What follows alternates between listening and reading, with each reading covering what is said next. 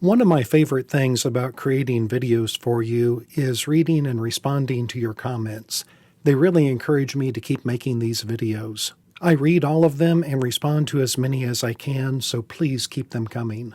One of the most common themes I see in the comments on my privacy-related videos is a sense of frustration bordering on despair that privacy is dead. That is why I feel strongly it is important for us to recognize and celebrate our victories when they occur. I am Dr. John Padfield. I'm a business professor and a former Indiana State Representative, and this is Business Reform, where we discuss issues at the intersection of business, technology, and society. In this video, I want to share with you some good news about a huge privacy win that took place on August 9, 2024, in the United States Fifth Circuit Court of Appeals in the case of United States v. Smith. Specifically, the three-judge panel ruled, quote, "We hold that the use of geofence warrants, at least as described herein, is unconstitutional under the Fourth Amendment." This ruling contradicts a July 9, 2024 opinion handed down by the United States Fourth Circuit Court of Appeals in the case of the United States v. Chattery. So the stage has now been set for the United States Supreme Court to settle these contradictory Circuit Court of Appeals decisions. So what is the big deal about geofence warrants and the Fourth Amendment?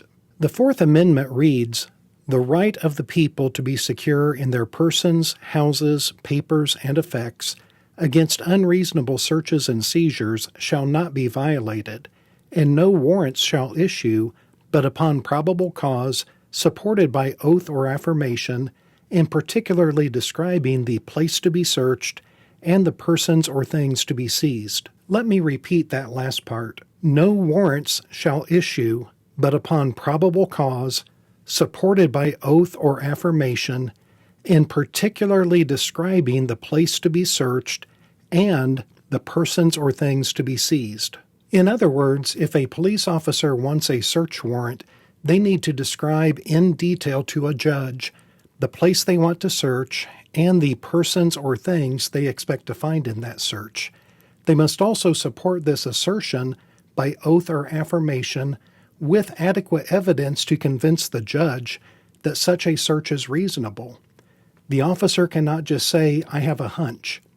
They need to be able to explain why they believe what they believe about the persons or things they expect to find. However, a geofence warrant turns this whole concept upside down. When law enforcement requests a geofence warrant, they are asking a judge to order a tech company, usually Google, to give them a list of every cell phone that was near a certain geographic location during a certain time frame. By its very nature, police cannot particularly describe the person or things to be seized because they have no idea who they're looking for, and anyone whose phone was identified as being in the area during the time of interest is automatically turned into a suspect. In January 2020, a Google geofence warrant made Zachary McCoy a burglary suspect just for riding his bike past a home that was being burglarized. This forced him to spend thousands of dollars on attorney fees and spend weeks of sleepless nights while trying to get his name cleared.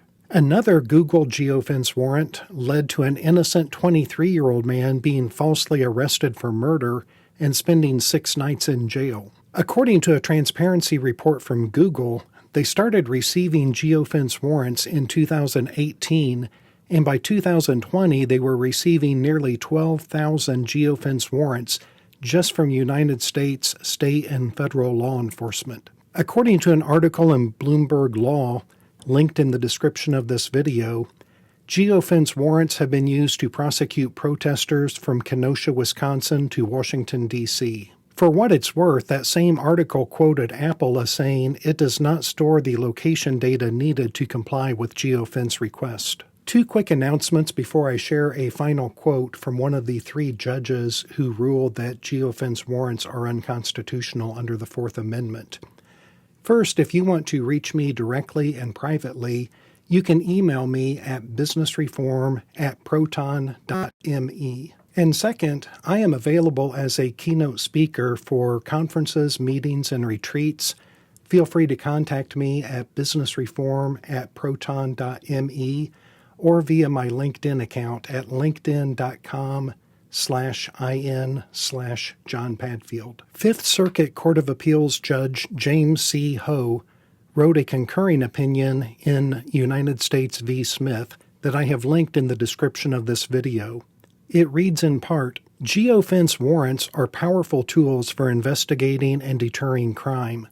The defendants here engaged in a violent robbery and likely would have gotten away with it but for this new technology. So I fully recognize that our panel decision today will inevitably hamper legitimate law enforcement interest. But hamstringing the government is the whole point of our Constitution. Our founders recognized that government will not always be comprised of publicly spirited officers, and that even good faith actors can be overcome by the zealous pursuit of legitimate public interest.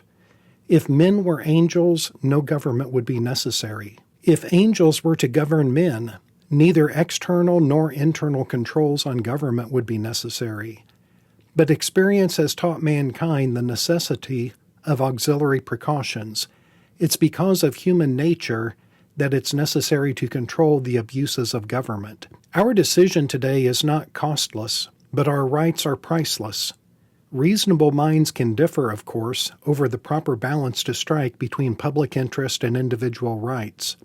Time and again, modern technology has proven to be a blessing as well as a curse. Our panel decision today endeavors to apply our founding charter to the realities of modern technology, consistent with governing precedent. I concur in that decision, and so do I. But what do you think? Because the Fourth and Fifth Circuit Courts of Appeal issued conflicting rulings in July and August of this year, the Supreme Court will likely settle this issue in the near future. What do you hope or expect to happen when the Supreme Court hears this case? I would love to hear your thoughts in the comment section.